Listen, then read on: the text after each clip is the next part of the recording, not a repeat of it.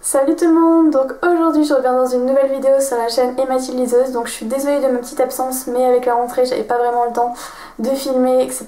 J'essayais de m'habituer, je suis toujours pas habituée en fait, je suis rentrée au lycée. Donc c'est assez particulier, j'espère que votre rentrée à vous s'est bien passée, car moi elle s'est plutôt très bien passée. J'espère que vous avez une bonne classe, un bon emploi du temps, et que tout se passe bien, et je vous souhaite vraiment tout le bonheur du monde pour cette nouvelle année.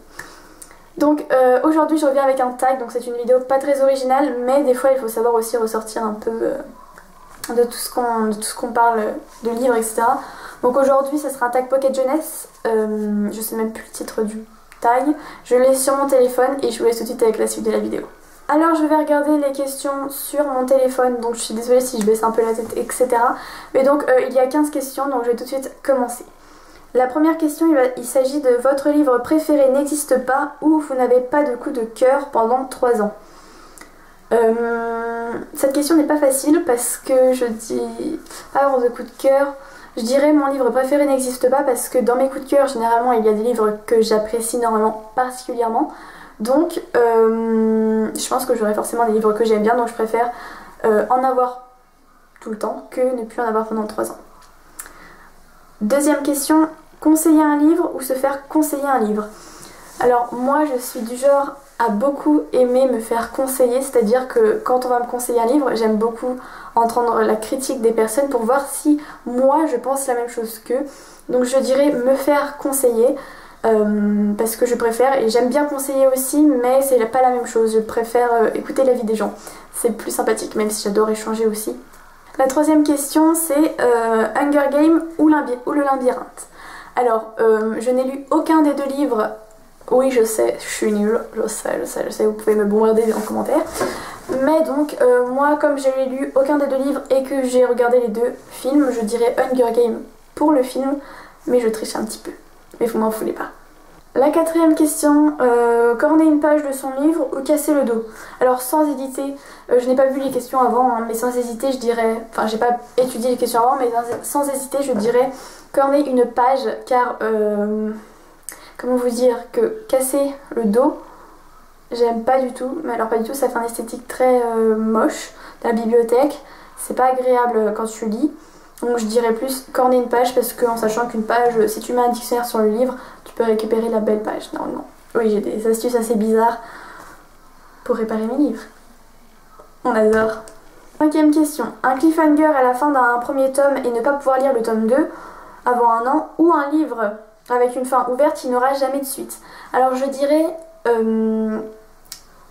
une fin ouverte qui n'aura jamais de suite, car je suis quelqu'un qui a beaucoup d'imagination, donc je sais vraiment, ça me dérange pas en fait d'inventer la suite, plutôt ça va me faire plaisir de m'inventer une suite qui pourrait me faire plaisir, parce que des fois il y a des fins qui sont pas vraiment bien, enfin à mon goût, donc si je peux la finir, ça me pose pas de problème. Donc je dirais faire une fin ouverte, quoi. Faire ma propre. Sixième question, un roman adapté en film ou non adapté?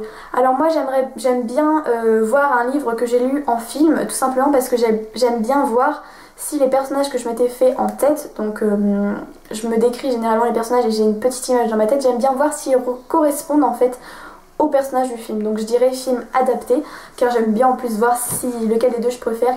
Généralement je préfère quand même le livre largement au film, mais bon. Septième question, un livre génial avec une couverture moche ou un livre passable avec une couverture géniale?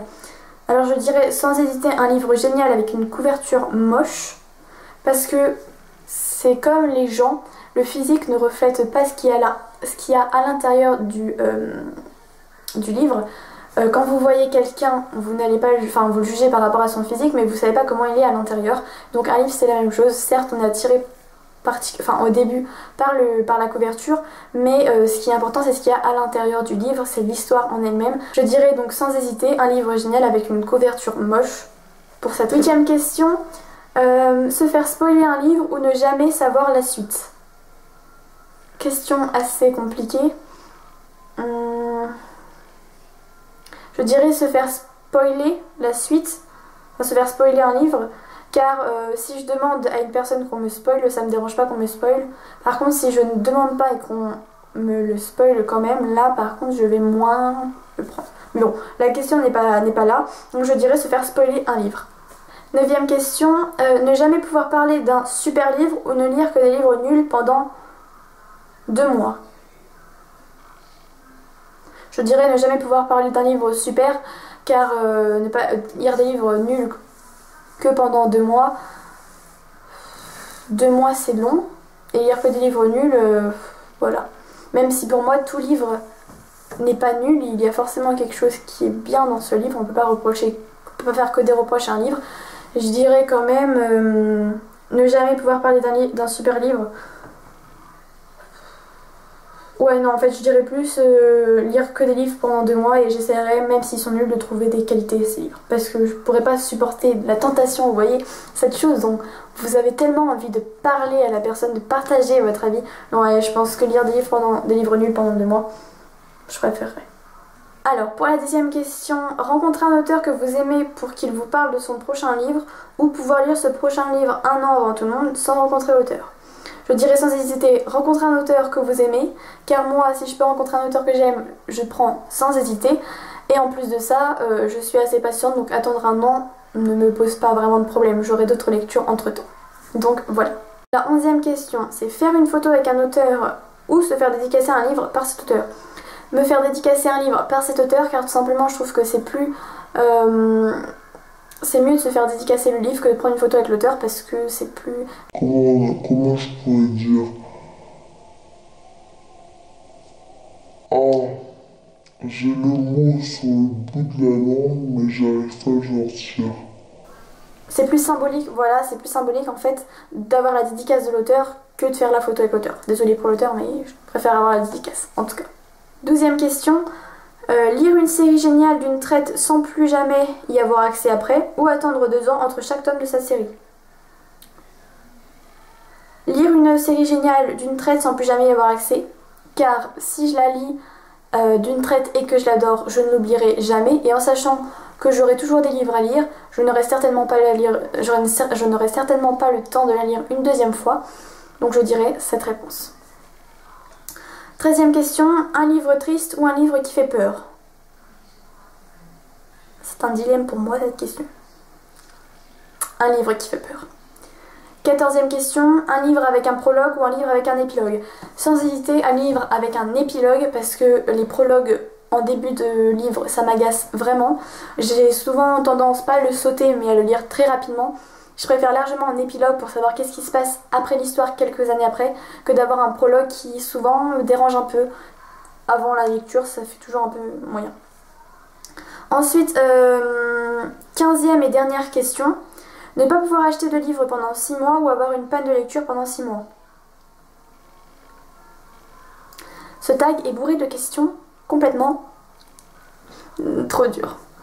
Bon, je dirais ne pas pouvoir acheter de livres pendant 6 mois, car si je fais le plein de livres avant, j'aurais pas besoin d'acheter de livres pendant 6 mois, même si ce serait dur de pas acheter de livres. J'adore avoir de nouvelles acquisitions.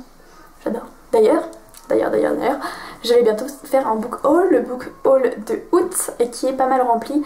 Donc voilà.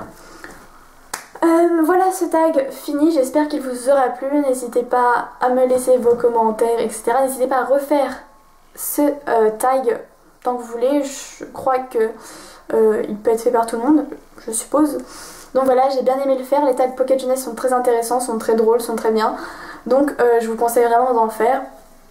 Et sur ce, on se dit à très bientôt dans une prochaine vidéo. Bye!